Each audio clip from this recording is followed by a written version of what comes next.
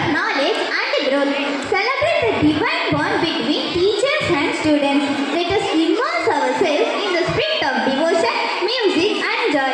Enjoy the festivities, participate in the activities and cherish the moment with us.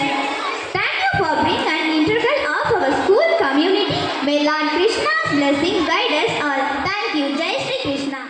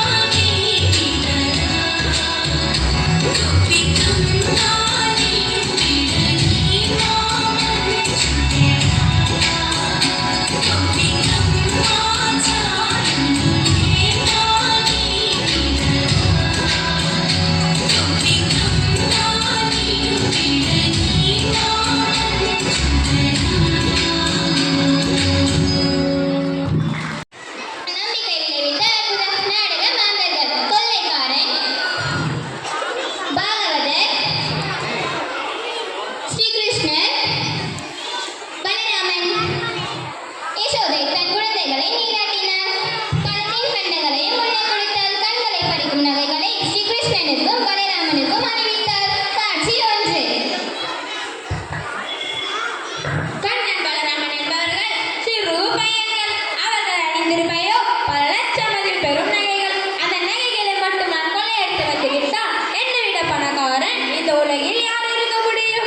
நகைகள் எழுதிருக்கும் அவர்கள் எங்கே இருக்கிறார்கள்? இந்த கொள்ளைக்காரன் வடி கட்டிய முட்டாள். பாகவதரே, நான் பக்கா கொள்ளைக்காரன். நீ சொன்ன பையன்களுடைய நகைகளே நான் கொள்ளையடிக்கப் போகிறேன். நகைகள் மட்டும் என் கைக்குள் வந்துவிட்டால் அதில் உங்களுக்கு நான் பங்கு தருகிறேன். அதற்கென்ன, தாராளமாக சொல்கிறேன். காட்சி 2. கண்ணனும் பலராமனும் வந்து கொண்டிருக்கிறார்கள். போகாதீர்கள். எல்லா நகைகளையும் கழற்றி கீழே வை. நாங்கள் எங்களுடைய நகைகளை உனக்கு எதற்கு தர வேண்டும்? என்ன, கொடுக்க மாட்டாயா? என் கையில் என்ன இருக்கிறது பார். ஐயோ அப்பா, திருடன். ஹா, என் உடல் முழுவதும் மின்சார பாய்ந்தது போல் ஆகிவிட்டது. பிள்ளைகளோ, நீங்களோ மனிதர்கள் அல்ல, தேவர்களோ? இல்லை ஐயா, நாங்கள் மனிதர்கள், செல்வர்கள்.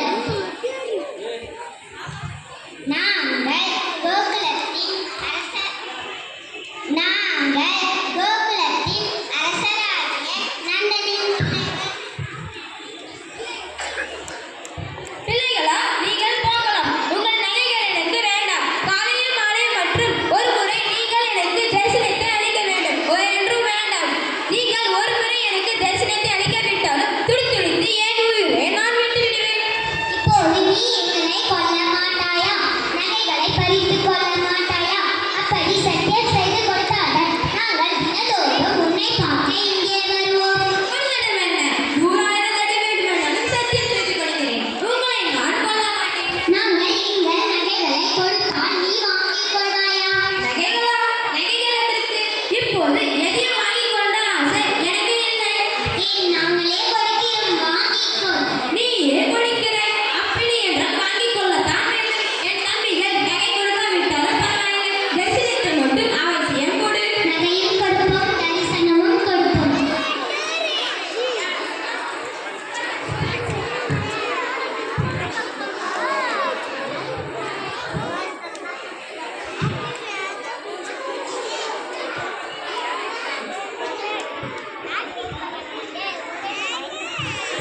கொள்ளைக்காரன் பாகவரை சந்தித்தல். பாகவதரே, எவ்வளவு நகை கொண்டிருக்கிறேன் பாரு. உனக்கு எவ்வளவு வேண்டுமானாலும் எடுத்துக்கொள். இது கனவா நினைவா? இல்லை, இது நினைவுதான். இது அந்த பகவானுடைய நிதியைத்தான். யோகிகள் 1000 ஆண்டுகள் தவம் செய்து தரிசிக்க முடியாத அந்த பரமபுருஷனை நீ தரிசித்தாயா? ஆச்சரியம். சகோதரா, அந்த கண்ணனை எனக்கும் காட்ட முடியுமா? என்ன அப்படி கேட்டுவிட்டாய்? நாளைக்கு என்னுடன் வரும். அவர்களே காட்டுகின்றேன். காட்சி 3. மறுநாள் கிருஷ்ணனும் பலராமனும் வருகிறார்கள். அதோ வந்து கொண்டிருக்கிறார்கள். என் கண்களுக்கு ஒன்றும் தெரியவில்லையே. என்ன, அந்த பையன்கள் உன் கண்களுக்கு தெரியவில்லையா? ஆம், அவர்கள் என் கண்களுக்கு தெரியவில்லை. வந்து விட்டார்கள். வாருங்கள். இவ்வளவு நேரமாக உங்களுக்கு தான் நாங்கள் காத்து கொண்டிருந்தோம் தெரியுமா? நகை வேண்டுமா? இல்லையப்பா, எனக்கு நகை வேண்டாம். நான் உன்னை பார்க்கின்றேன், உங்களோடு பேசுகின்றேன். ஆனால்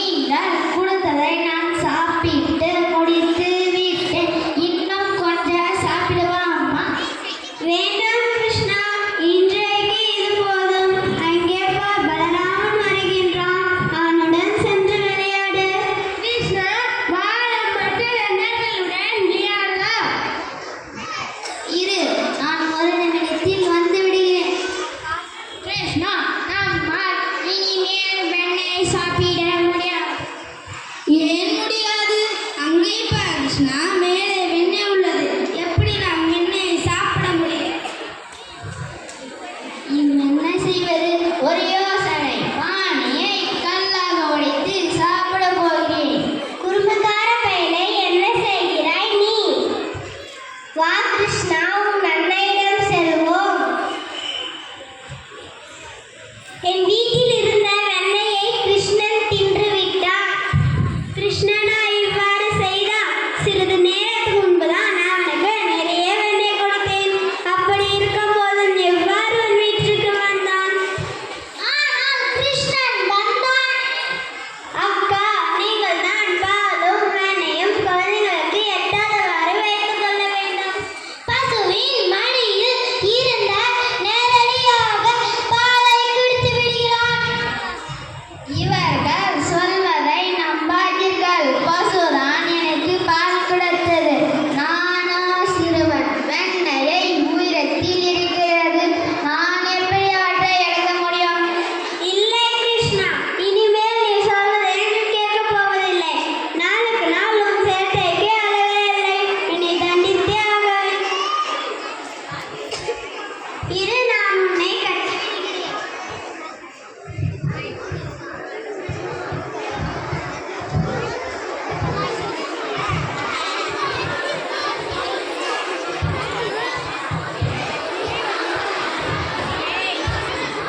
கிருஷ்ணா, நான் கட்டிவிட்டேன். வெண்ணெயை அழுத்திவிடு.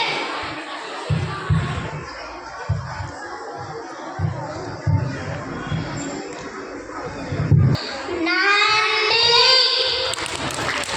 இவ்வாறு கோகுலத்தில் கிருஷ்ணனும் அவனுடைய நண்பர்களும் சின்ன சின்ன குறும்புகளை செய்து கொண்டே இருந்தனர்.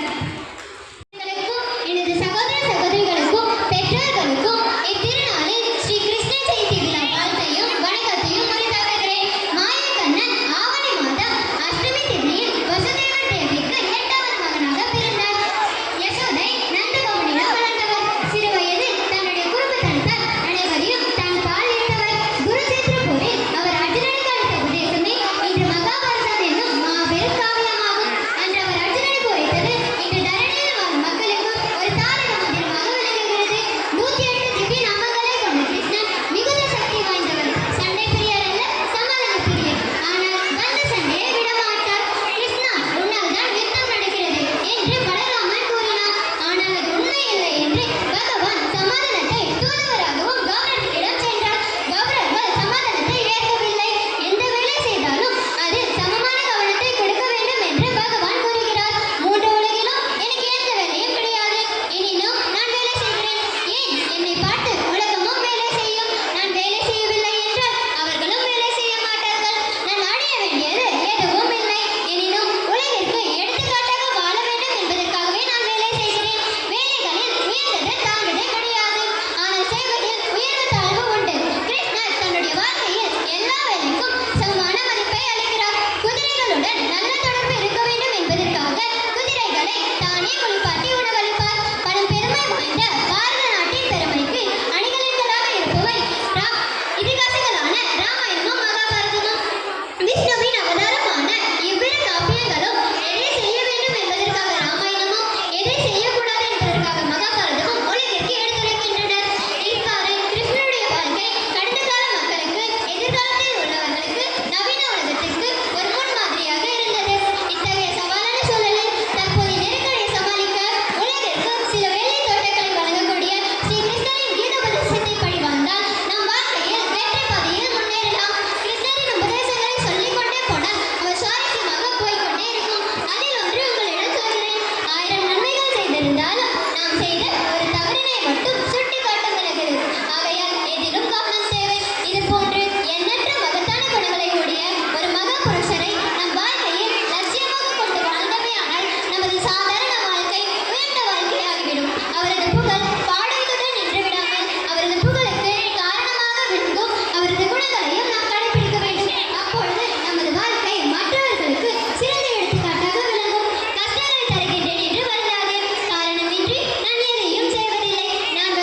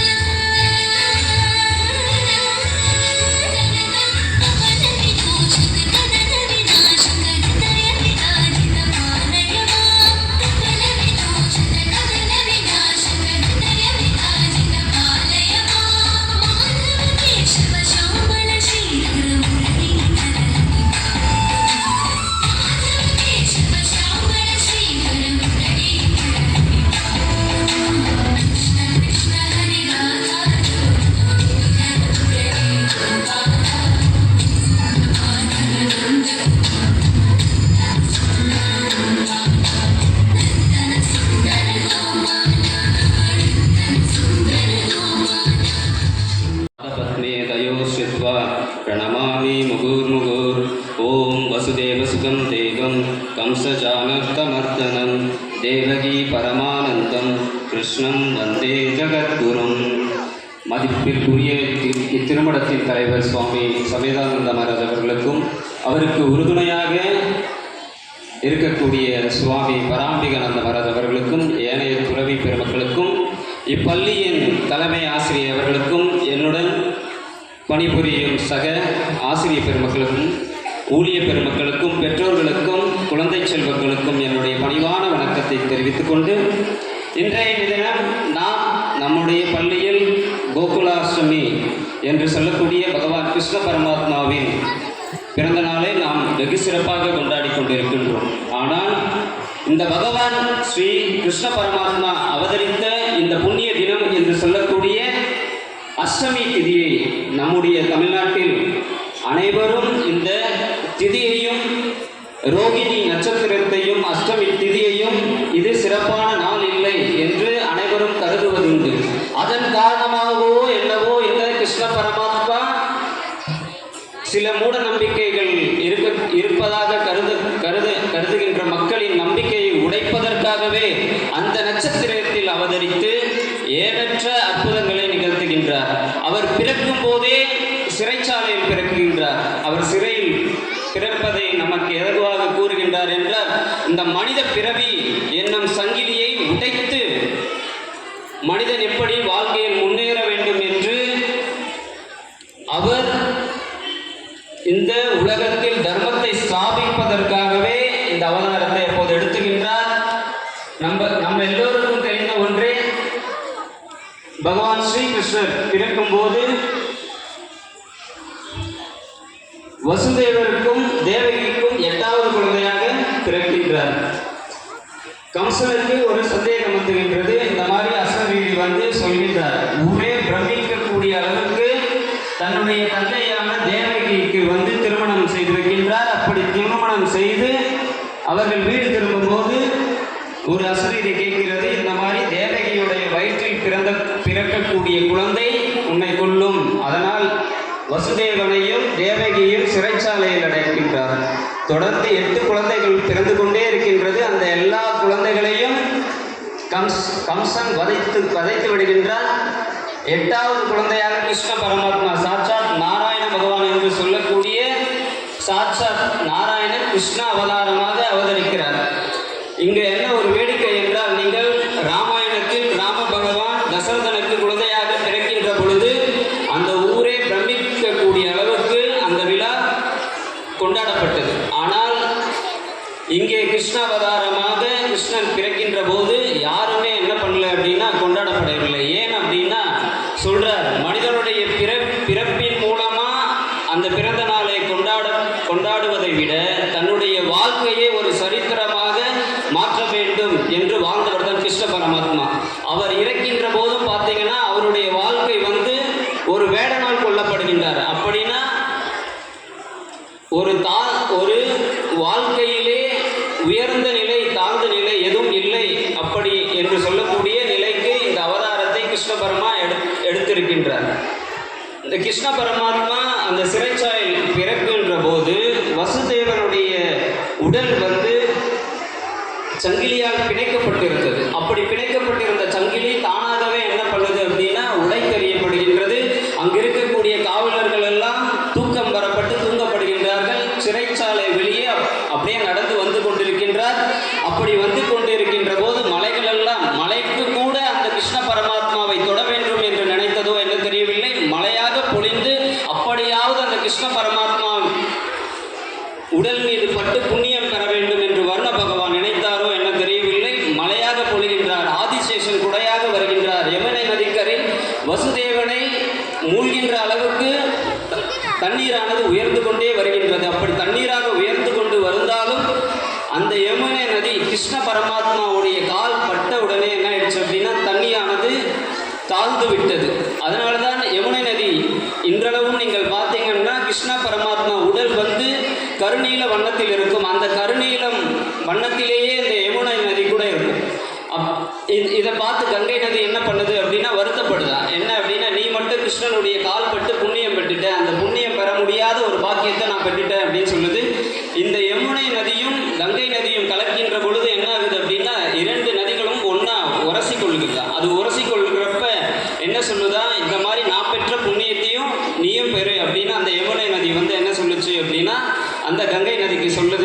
என்று சொல்லப்படுகின்றது. திருப்பாவையில் பதிகம் 25வது பாடல் வரிகளில் அழகாக சொல்லியிருக்கிறாங்க. அதில் என்ன சொல்கிறாங்க அப்படின்னா, இந்த கிருஷ்ண பரமாத்மா ஒருத்தி மகனாய் பிறந்து ஓரிரவில் ஒருத்தி மகனாய் ஒளிர்ந்து வளர. அப்படின்னா என்ன ஆகுது அப்படின்னா, எவ்வளோ பாக்கியம் செஞ்சிருந்தா வசுதேவனுக்கும் தேவகிக்கும் அவர் வந்து கிருஷ்ண அவதாரம் எடுத்தார். அப்படி அவதாரம் எடுத்தா கூட தான் வந்து கூடவே வச்சு வளர்க்க முடியாத பாக்கியத்தை யார் பெற்றா அப்படின்னா, கோகுலத்துல யசோதை தான் பெற்றா. ஏன் அப்படின்னா, இங்கிருந்து அங்க போறாங்க.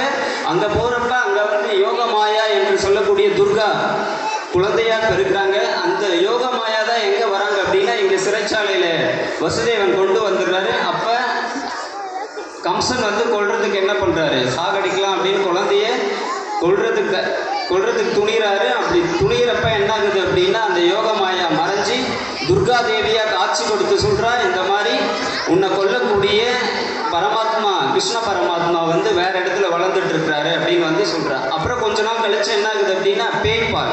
எல்லாரும் தாய்ப்பால் குடிச்சுதான் வளர்ந்துருப்போம். ஆனா பேய்ப்பால் குடிச்சே வளர்ந்தது யார் அப்படின்னா கிருஷ்ணன் தான். நீங்க நிறைய அவதாரத்துல பார்த்துருப்பீங்க. அப்புறம் ஜென்ரலாவே ராமாயணம் படிக்கிறப்ப சொல்றாங்க, இந்த மாதிரி அப்ப சொல்றாங்க, அங்க கைவண்ணம் கண்டேன், இங்க கால்வண்டம் கண்டேன். அப்படின்னா ராமனுடைய வில் வித்தையில சிறந்தவர் தான் யாரு, ராமன். ஆனா இங்க கால் வித்தை ஏன் சொன்னா அப்படின்னா, கால் பட்ட உடனே அந்த யமுனை நதி கூட என்ன ஆயிடுச்சா, தன்னுடைய கர்ப்பத்தெல்லாம் விட்டுட்டு கீழே வந்துடுச்சு அப்படின்ற மாதிரி எல்லாம் சொல்றாங்க. அது மட்டும் கிடையாது, இங்க என்ன சொல்றாங்க அப்படின்னா,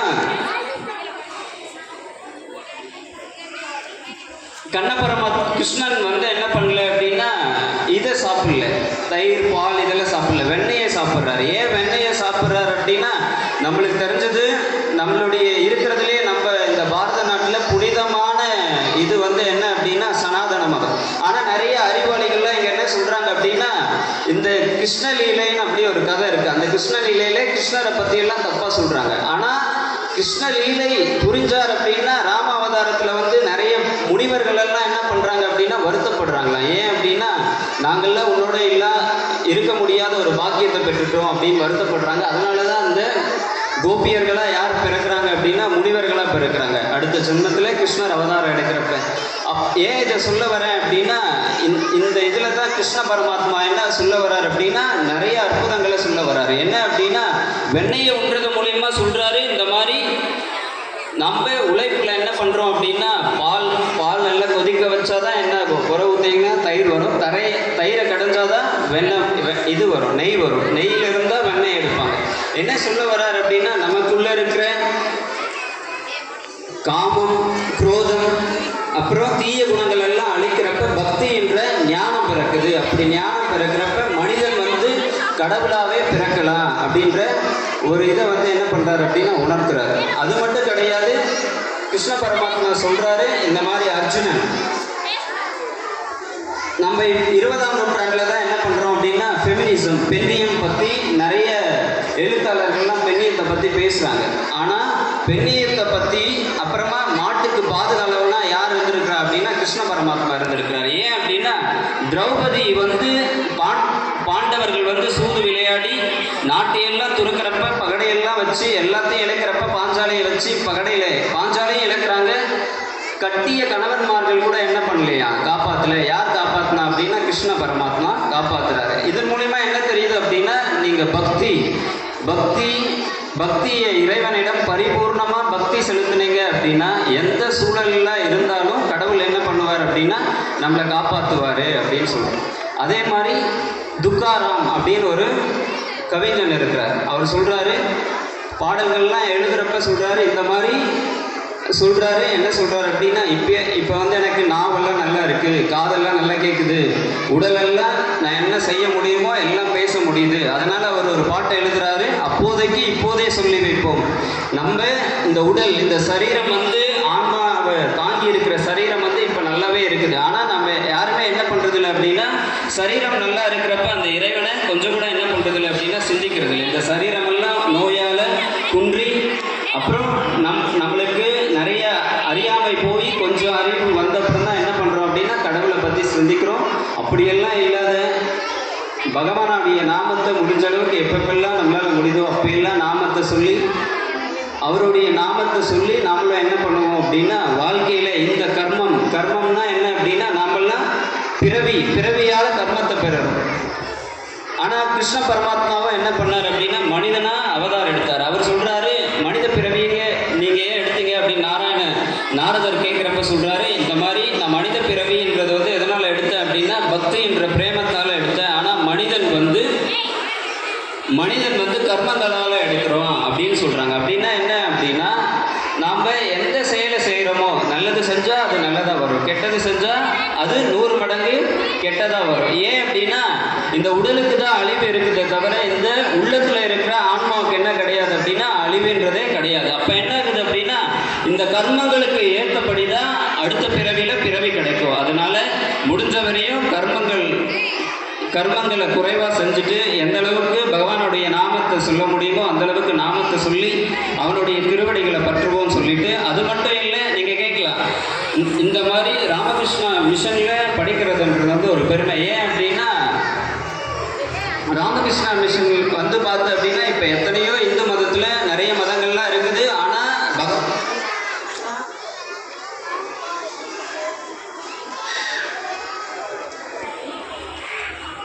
குரு இருக்கிறாரு, அவர் பேர் தோத்தாபுரி.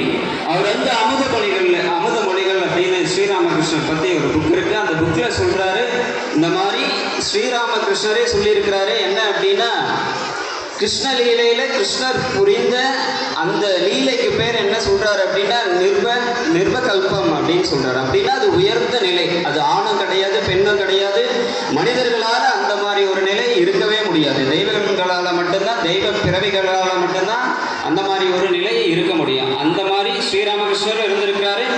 அந்த நிலையை அவர் சொல்றாரு. எதுக்கு இது சொல்ல வந்தேன் அப்படின்னா இன்னைக்கு நிறைய மதங்கள் இருக்கு, நிறைய ரிசர்ச் எல்லாம் மேக் பண்ணுறாங்க. என்ன அப்படின்னா கிருஷ்ணர் உண்மையாகவே பிறந்தாரா, கிருஷ்ணர் இந்த மாதிரி மகாபாரதங்கள்லாம் நடந்ததா அப்படின்னு நிறைய என்ன பண்ணுறாங்க அப்படின்னா ரிசர்ச் எல்லாம் பார்க்குறாங்க. ஆனால் இந்த ரிசர்ச் எல்லாம் பண்ணால் கூட நிறைய பேர் பகுத்தறிவுகளை பேசக்கூடிய நிறைய மனிதர்கள் கூட என்ன பண்ணுறாங்க அப்படின்னா தான் வந்து வயது முதிர்ந்த காலத்தில் பகவான் உண்மையாகவே இருக்கிறார் அப்படின்னு பக்தி மார்க்கம் பேசக்கூடியவர்களை விட பகுத்தறிவு பேசக்கூடியவர்கள் தான் அதிகமாக சிந்திக்கிறாங்க. ஏன் சொல்ல வரேன் அப்படின்னா கோவிட் எல்லாம் முடிஞ்சு அத்திவரதர் அப்படின்னு காஞ்சிபுரத்தில் வந்து என்ன பண்ணார் அப்படின்னா அத்திவரதர் தரிசனத்தை தரிசிக்கிறப்ப முதல்ல வந்தவர் யார் அப்படின்னா பகுத்தறிவு பேசக்கூடியவர் தான். அதனால கடவுள் உண்மையாக இருக்கிறாரு, கடவுள் அவதாரம் எல்லாமே உண்மை. இந்த மாதிரி ஸ்ரீகிருஷ்ணர் எங்கெங்கெல்லாம் அந்த அதிசயங்களை நிகழ்த்தினாரோ அந்த இடங்கள் எல்லாம் இன்றைக்கும் இருக்குது.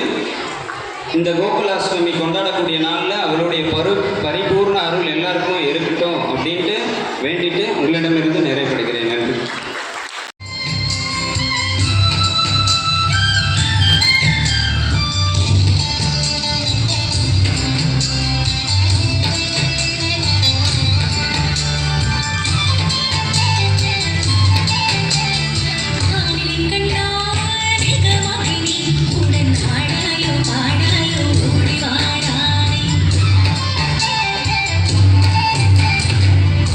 கண்ணா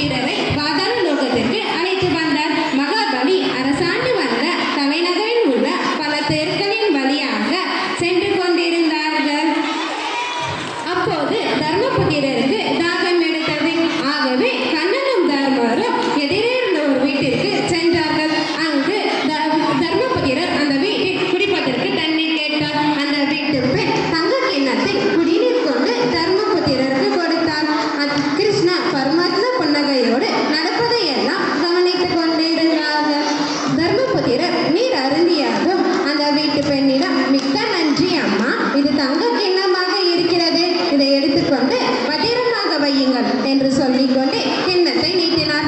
அதற்கு அந்த பெண்மணி, ஐயா, ஒரு தடவை கொடுத்ததை அது தங்க கிண்ணமாக இருந்தாலும் சரி, அதை திரும்ப பெறும் வழக்கம் எங்கள் ராஜ்யத்தில் இல்லை. மேலும் ஒரு தடவை கொடுத்ததை அது தங்கத்தால் செய்யப்பட்டிருப்பினும் அதை வீசி எறிந்து விடுவோமே தவிர திரும்ப பயன்படுத்தும் வழக்கம் இல்லை என்று சொன்னார். அதனை கேட்டவுடன் அந்த நாட்டு மக்களின் செல்வ செழிப்பையும் உயர்ந்த வாழ்க்கை தரத்தையும் புரிந்து கொண்டு தர்மபுத்திரர் மிகவும் வியப்படைந்தார். பிறகு அந்த வீட்டிலிருந்து கண்ணபிரானும் தர்மரும் புறப்பட்டு மகாபலி அரண்மனைக்கு சென்றார்கள். அங்கு மகாபலியிடம், அரசே, இன்றைய தினம் தர்மபுத்திரரை தங்கள் ராஜ்யத்திற்கு அழைத்து வந்திருக்கிறேன். அவர் தானம் தர்மம் செய்வதில் சிறந்தவர். அவர் ஒவ்வொரு நாளும் 500 பேருக்கு அன்னதானம் செய்கிறார் என்று கூறி தர்மபுத்திரரை ஸ்ரீகிருஷ்ணர் அறிமுகப்படுத்தி வைத்தார். ஸ்ரீகிருஷ்ணர் சொன்னதை மகாபலி கேட்டாரோ இல்லையே, உடனே தமது காதுகளை பொத்திக் கொண்டு, வேண்டாம் வேண்டாம், என்னிடம் சொல்லாதீர்கள். அப்படிப்பட்ட ஒருவரை பற்றி நான் கேட்டுக்கொண்டிருக்க தயாராக இல்லை. இங்கு என் ராஜ்யத்தில் என்னிடம் தானம் பெற்று வாழ்வதற்கு நான் எவ்வளவோ முயற்சி செய்தும் ஒருவர் கூட இல்லை. இங்கு தானம் பெற்று வாழ வேண்டும் என்ற நிலையில் ஒருவர் கூட இல்லை. கொள்வார் இல்லாமையால் கொடுப்பார் இல்லை. நீங்களோ தர்மபுத்திரர், ஒவ்வொரு நாளும் 500 பேருக்கு அன்னதானம் செய்கிறார் என்று சொல்கிறீர்கள். அப்படியானால் அவருடைய ராஜ்யத்தில் 500 ஏழைகள் இருக்கிறார்கள் என்பது நிச்சயமாகிறது. அதிலிருந்து அவர் எவ்வளவு அழகாக அரசாட்சி செய்கிறார் என்பது தெரிகிறது. அப்படிப்பட்ட ஒரு பாதையை பற்றி தெரிந்து கொள்ள நான் சிறிதும் தயாராக இல்லை என்று கூறினார். அவரை மகாபலி சொன்னதை கேட்டு தர்மபுத்திரர் வெட்கத்தில் தலை குனிந்தார். இவ்விதம் தர்மபுத்திரரின் உள்ளத்தில் கர்வம் பெரியதாக வளரும் முன்பே ஸ்ரீகிருஷ்ணர் அது அறவே நீக்கி தர்மபுத்திரருக்கு அருள் புரிந்தார். நன்றி. ब्रह्मा गुरु विष्णु गुरुदेव महेश्वरः गुरु साक्षात् परब्रह्म तस्मै ஸ்ரீ குரவே நமக. நமது அன்பான குழந்தைகளுக்கும் பெற்றோர்களுக்கும் ஆசிரியர் பெருமக்களுக்கும் மற்ற அனைவருக்கும் இந்த கிருஷ்ண ஜெயந்தி நன்னாள் நல்வாழ்த்துக்களை முதலிலே தெரிவித்துக் கொள்கிறேன். நம்ம கிருஷ்ண ஜெயந்தி இந்தியா பூரா கொண்டாடப்படுகின்ற பல நிகழ்ச்சிகளில் ஒன்று. கிருஷ்ணர் அவதாரம் செய்து அதர்மத்தை அழித்து தர்மத்தை நிலைநாட்டினார் என்று நாம் நிறைய படிச்சிருக்கிறோம். அவரை பற்றிய வரலாறு பாகவத புராணத்திலும் மகாபாரதம் போன்ற இதிலும் நிறைய நாம் தெரிஞ்சிருக்கிறோம். அவரை பற்றி நல்லவர்களை காப்பதற்கும் தீயவர்களை அழிப்பதற்கும் அவர் அவதாரம் புரிந்தார். இப்போ அந்த காலத்துல எல்லாம் சொல்லுவாங்க, தேவர்கள் அப்படின்னா வானத்தில் இருப்பாங்க, அசுரர்கள் ஒரு பக்கம் இருப்பாங்க, 2 பேருக்கும் சண்டை வந்துடும். அப்போ அசுரர்கள், அதாவது தீய குணம் படைத்தவர்களெல்லாம் தேவர்களால், நல்ல குணம் படைத்தவர்களால் அழிக்கப்பட்டுருவாங்க அப்படின்ட்டு பல காலத்தில். அதற்கு அடுத்துதான் ராமாயண காலம் வரும் பொழுது ராமர் அயோத்தியில் இருக்கிறார், இந்தியாவில் இருக்கிறாரு. ராவணன் பக்கத்து நாட்டில் இருக்கிறார். எங்கே இருக்கிறாருன்னா இலங்கையில் இருக்கிறார். அப்படி நன்மையும் தீமையும் நல்லதும் கெட்டதும் ஒரு கொஞ்சம் பக்கத்தில் வானத்தில் இருந்தது பக்கமாக பக்கத்து நாட்டுக்கு வந்துருச்சு. அதற்கப்புறம் மகாபாரத காலம் வருது. மகாபாரத காலத்தில் ஒரே வீட்டுக்குள்ளேயே நன்மையும் தீமையும் இருக்கு. கௌரவர்கள் எல்லாம் தீமை செய்யறதுக்கு விரும்புகிறாங்க. பாண்டவர்கள் கொண்டு சொல்லப்படுகிற 5 பேர் நல்லது செய்ய விரும்புகிறாங்க. இப்படி நன்மையும் தீமையும் ஒரு வீட்டுக்குள்ளேயே வந்துருச்சு. அதுக்கப்புறம் இப்போ நம்ம வாழ்ந்துட்டு இருக்கிற இந்த கலிக்காலத்தில் இந்த நல்லதும் கெட்டதும் தூரமாக இல்லை, ஒரு வீட்டுக்குள்ளேயும் இல்லை, ஒருத்தருடைய மனசுக்குள்ளேயே 2மே வந்து போச்சு. நாம் நல்லவனாக இருக்கணும்னு நினைக்கிறோம், ஆனால் கெட்டது தான் நம்ம செய்யறதுக்கு விரும்புகிறோம். இப்படி பகவான் சொல்றாரு, இந்த மனதில் இருக்கிற கெட்டதை அழித்து நல்லதை செய்யணும்னா, நல்லது வெற்றி பெறணும்னா அதுக்கு பகவான் ஸ்ரீ கிருஷ்ணர் நமக்கு தேவை. கிருஷ்ணர் அவதாரம் செய்து எவ்வளவோ வேலை செய்தார். அதில் முக்கியமாக அவர் செய்தது அந்த குருஷேத்திர போர்க்களத்தில் பகவத்கீதைங்கிற ஒரு பெரிய விஷயத்தை நமக்கு கொடுத்தார். பகவத்கீதை இன்றைக்கு உலகம் பூரா கொண்டாடப்படுகின்ற ஒரு நூல். அந்த பகவத்கீதையில் பல விஷயங்கள், மனித வாழ்க்கைக்கு அத்தியாவசியமான விஷயங்கள் எல்லாம் நிறைய சொல்லப்பட்டிருக்கிறது. ஒரு மனிதன் எப்படி வாழணும், எப்படி வாழக்கூடாது, எப்படி உயர்ந்த நிலை அடையணும், சாதாரண மனிதன் எப்படி தெய்வமாக மாற முடியும் அப்படிங்கிற விஷயங்களும் அந்த பகவத்கீதையில் சொல்லிக்கிட்டு, ஆகவே நீங்கள்லாம் எப்பயாவது வாய்ப்பு கிடைச்சுன்னா அந்த பகவத்கீதையை எல்லாரும் படிக்கணும். அதே போல் இன்றைக்கு குழந்தைகள் எல்லாம் இங்கே நடனம் ஆடினாங்க. பல எல்லாம் பார்க்கறது கண்கொள்ளா காட்சியாக இருந்தது. குழந்தைகள்லாம் கள்ளங்கபடம் இல்லாத உள்ளத்தோடு, பொய் சூது கபடு இல்லாத அந்த நல்ல மனதோடு எல்லாம் இன்னைக்கு நம்ம முன்னாடி பர்ஃபார்மன்ஸ் பண்ணி காமிச்சாங்க. இதே நல்ல குணத்தோடு அவங்கள வளர்த்துற பொறுப்பும் நமக்கு இருக்குது. கொஞ்சம் பெருசான உடனே மனதுக்குள்ள தீமைகள் எல்லாம் வந்துருக்கு. இன்னும் கொஞ்சம் பெருசான உடனே தீமை செய்கிறது தான், கெட்டது செய்கிறது தான் எல்லாரும் விரும்புகிறாங்க. இப்படி ஒரு நல்ல குழந்தையாக இருக்கிறது வளர வளர வளர அது உலகத்தினுடைய எல்லா பொய்களையும், எல்லா உண்மை இல்லாத விஷயத்தையும், எல்லா தீமைகளையும் கற்றுக்கொள்கிறது. அதுக்கப்புறம் மனதுக்கு கஷ்டப்பட்டுட்டு வாழ்நாள் பூரா கஷ்டத்தில் வாழுது. நல்லவனாக இருந்தால் மட்டும்தான் மகிழ்ச்சியாக இருக்க முடியும். ஆகவே நம்ம இந்த பிள்ளைகளை எல்லாம் இந்த கோகுலாஷ்டமி கிருஷ்ண ஜெயந்தி நன்னாளில் நல்ல நிறையா படிக்கிறவங்களாம் நிறைய டாக்டராக, இன்ஜினியராக, ஆடிட்டராக அல்லது அட்வொகேட்டாக வளர்த்துறதெல்லாம் ஒரு பக்கம் விட்டுட்டு இந்த பிள்ளைகளெல்லாம் நல்ல குழந்தைகளாக, நல்ல மனிதர்களாக வளர்த்துறதுக்கு நம்ம பெற்றோர்களாகிய நம்ம ஆசிரியர்களாகிய இந்த நாளில் உறுதி எடுத்துக்கொள்வோம். மீண்டும் ஒரு முறை அனைவருக்கும் கிருஷ்ண ஜெயந்தி நல்வாழ்த்துக்களை தெரிவித்துக் கொள்கிறேன். அனைவருக்கும் நன்றி. ஜெயராம். இன்று நமது வித்யாலயாவில் ஸ்ரீ கிருஷ்ண ஜெயந்தி விழா இனிதே நடைபெற்று முடிந்தது. வித்யாலயமா அல்லது தேவர் உலகமா என்று வியக்கும் பல வண்ண கிருஷ்ணர்கள் இங்கு வந்திருந்து நமக்கெல்லாம் ஆசி வழங்கினர். சகோதர சகோதரிகளின் கலை நிகழ்ச்சிகள் நம்மை எல்லாம் ஆனந்த வெள்ளத்தில் திளைக்கச் செய்தது. எது நடந்ததோ அது நன்றாகவே நடந்தது என்று ஸ்ரீ கிருஷ்ணர் உபதேசத்திற்கு ஏற்றவாறு அனைத்து நிகழ்ச்சிகளும் மிக சிறப்பாக நடைபெற்றது. ஸ்ரீ கிருஷ்ணர் நட்புக்கு இலக்கணமாக வாழ்ந்தவர். உதாரணமாக ஸ்ரீ கிருஷ்ணர் குசேலனின் நட்பு, ராதை ஸ்ரீ கிருஷ்ணரின் நட்பு, பாண்டவர்கள் ஸ்ரீ கிருஷ்ணரின் நட்பு, ஆயக்குல சிறுவர் ஸ்ரீ கிருஷ்ணரின் நட்பு, பிருந்தாவன பெண்கள் ஸ்ரீ கிருஷ்ணரின் நட்பு. சிறந்த நட்புக்கு இலக்கணமாகவே வாழ்ந்தவர் ஸ்ரீ கிருஷ்ணர். பல்வேறு நாமங்களை கொண்டவர். தனியில் வாழும் மக்களுக்கு தலைவனாக வாழ்ந்தவர். இன்று இனிதாக நடைபெற்ற இவ்விழா சிறக்க ஸ்ரீமத் சுவாமிஜி அவர்களுக்கும், தலைமை ஆசிரியர் அவர்களுக்கும், உழைக்கும் ஆசிரியர்களுக்கும், உழைத்துக் கொண்டே இருக்கும் பணியாளர்களுக்கும், கண்டுகளித்த சகோதர சகோதரிகளுக்கும், பங்கேற்ற சகோதர சகோதரிகளுக்கும், நல்ல ஒத்துழைப்பு வழங்கிய பெற்றோர்களுக்கும் எங்கள் பள்ளியின் சார்பாக நன்றியையும் வணக்கத்தையும் சமர்ப்பிக்கிறேன். மீண்டும் ஒரு முறை அனைவருக்கும் நன்றியை கூறி விடைபெறுகிறேன். நன்றி.